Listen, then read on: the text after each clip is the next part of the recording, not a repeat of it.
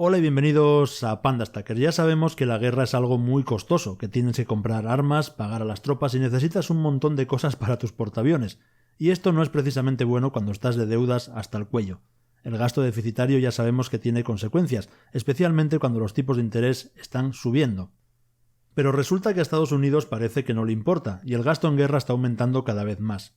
El gasto deficitario continuará. Mirad, los republicanos de la Cámara de Representantes de Estados Unidos se oponen a un proyecto de ley de $8.000 millones para Israel, porque el plan del gobierno es financiar tanto a Israel como a Ucrania juntos, ya lo habíamos hablado aquí en alguna ocasión. Los republicanos planean proporcionar solo $4.300 millones a Israel sin dar nada a Ucrania. Biden ha amenazado con vetar el proyecto de ley si se aprueba. Y además de esto, Blinken y Lloyd Austin han insistido en que Ucrania todavía necesita financiación de los Estados Unidos para luchar contra los rusos. Así que habrá más préstamos y el gasto en déficit seguirá aumentando. Pero, ¿por qué Estados Unidos está tan ansioso por mantener el gasto de guerra? Sabemos que a la larga es algo que conduce a la bancarrota, pero no nos olvidemos de una cosa. A corto plazo, el gasto en guerra estimula la economía. Sí, es un gasto improductivo, pero se ve muy bien en las cifras del PIB. La desaceleración de la economía de Estados Unidos está siendo respaldada por el gasto en defensa, impulsado principalmente hasta ahora por Ucrania.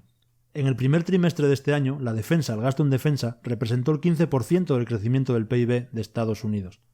Entonces, claro, ¿por qué pararse en una guerra cuando puedes tener dos? Al final impulsarás aún más tus números en el PIB. Y el relato es que si el PIB sube, la economía está en auge y todos somos más ricos.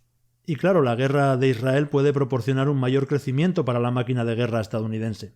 Las guerras están ayudando a impulsar la economía de Estados Unidos, incluso cuando los tipos de interés siguen siendo muy altos. Así que ya te puedes imaginar si el presidente Biden obtiene su financiación adicional. La subida del PIB de los próximos trimestres podría ser del 5% o incluso más alto. Esta es una gran razón por la que Estados Unidos ha logrado esquivar una recesión hasta ahora, gracias al gasto en defensa. Bueno, en defensa es un eufemismo, al gasto en guerra. Pero la partida se llama en defensa. Donde las cosas se ponen serias de verdad es en Israel, porque Israel se está preparando para una guerra larga. La lucha en Gaza se está intensificando cada día, y Netanyahu dice que es hora de la guerra, y está censurando cualquier llamamiento a un alto el fuego. Según él, cualquier alto el fuego solo daría tiempo a Hamás para reagruparse. Así que esto es oficialmente una guerra larga, y la lucha no se detendrá hasta que Israel decida que ya es suficiente. ¿Y qué pasa con Estados Unidos? ¿Tomarán la iniciativa para pedir la paz? Aquí es donde necesitamos leer un poco entre líneas, porque Estados Unidos no respalda un alto el fuego en este momento. Ya hemos visto que han rechazado los llamamientos a un alto el fuego de Brasil y de Rusia, y cuando la ONU pidió una tregua humanitaria, Estados Unidos también votó en contra. En un informe de Reuters, Blinken dice que Estados Unidos y otros países están explorando opciones para el futuro de Gaza después de Hamás. Si profundizamos en eso vemos que ya están discutiendo el futuro de la franja de Gaza. Y Blinken dijo al comité en el Senado que Hamás no puede seguir a cargo de Gaza, por lo que la lucha probablemente continuará, no sabemos cuánto, semanas, meses o incluso años hasta que se alcance el objetivo. Blinken también indicó que la Autoridad Nacional Palestina debería ser quien gobierne Gaza, y si eso no funciona por lo debilitada que está la Autoridad Nacional Palestina, podría hacerse cargo temporalmente una fuerza internacional. Así que podría haber una fuerza de mantenimiento de la paz, una especie de ocupación hasta que se establezca un nuevo gobierno, lo que podría llevar, por supuesto, años. Y es que en 2020 Estados Unidos gastó alrededor de $30.000 millones para mantener su presencia y control en Afganistán, Pakistán, Irak y Siria. Y Estados Unidos ya brinda a Israel más de $3.000 millones en ayuda al año. Así que imagina cuánto más dinero se necesita para construir bases en Gaza para mantener el control allí. Podrían ser 5.000 millones más al año, tal vez 10.000 millones o incluso 20.000 millones, nadie lo sabe realmente. Y esto es solo la cantidad de mantenimiento, una vez terminada, digamos, la guerra. Por lo que si la guerra se intensifica, el gasto podría aumentar a 50.000 millones o incluso 100.000 millones de dólares al año. Y si este es el objetivo final de Estados Unidos e Israel, veremos que se va a inyectar más dinero en un pozo sin fondo. La factura final será mucho más que 14.300 millones de dólares. Antes de seguir, os agradecería que si os está gustando el vídeo y os gusta el canal, que os suscribáis si no estáis suscritos, porque no cuesta nada y ayuda mucho a que YouTube haga llegar estos vídeos a más gente. Y los que ya lo estáis, que sois muchos, podéis aprovechar para dejar un like si os gusta el vídeo.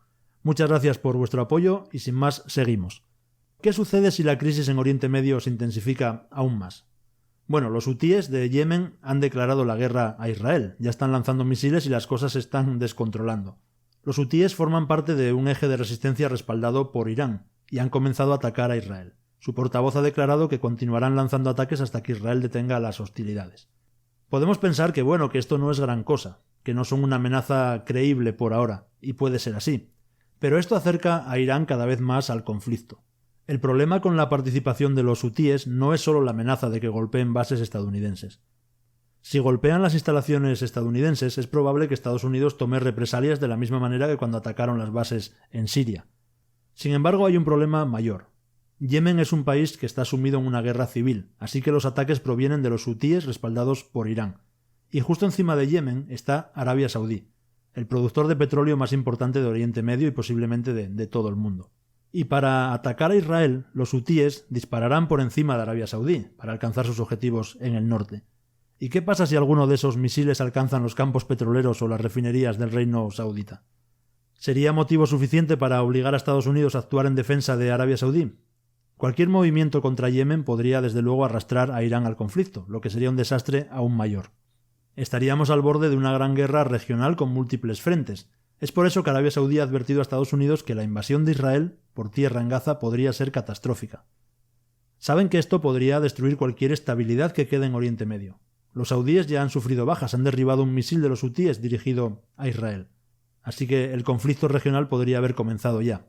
¿Se verá el Líbano arrastrado al lío o se involucrará a Hezbollah? De momento parece que no, pero si lo hacen, Estados Unidos intervendría con total seguridad.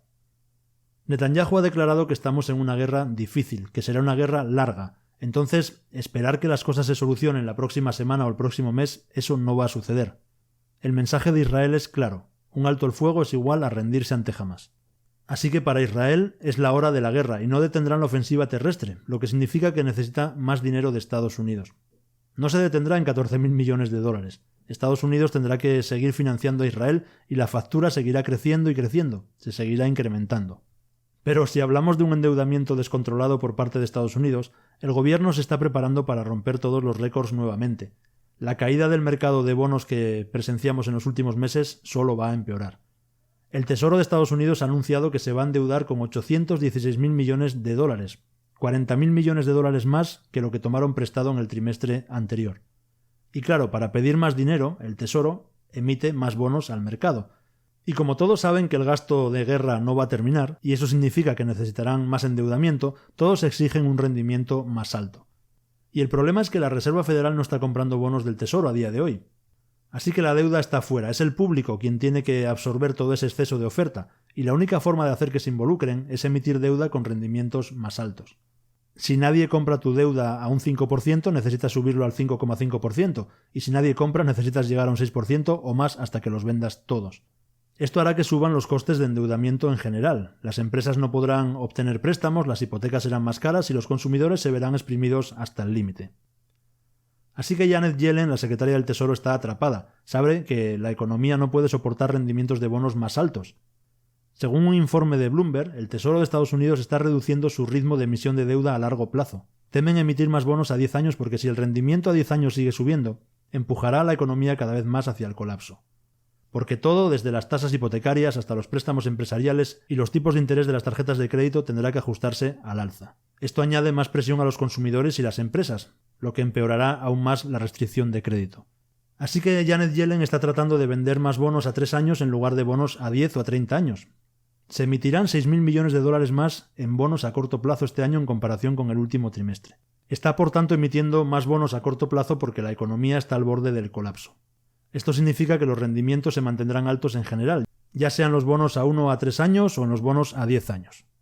Los mercados financieros están al borde del caos porque Estados Unidos está tratando de financiar guerras emitiendo cantidades interminables de deuda. Así que ya te puedes imaginar la cantidad de presión que tendrá el mercado de bonos si el gasto en guerra de Biden se aprueba. Por último, la Reserva Federal ha anunciado que mantendrá los tipos altos. Según Powell, lo mejor que pueden hacer ahora, dadas las incertidumbres, es mantener los tipos en un 5,5%. No los subirán más de momento porque la economía está al borde de un precipicio. Sabe que ya hay suficiente presión al alza con los bonos solo por el gasto del gobierno. No necesitan echar más leña al fuego para endurecer las condiciones.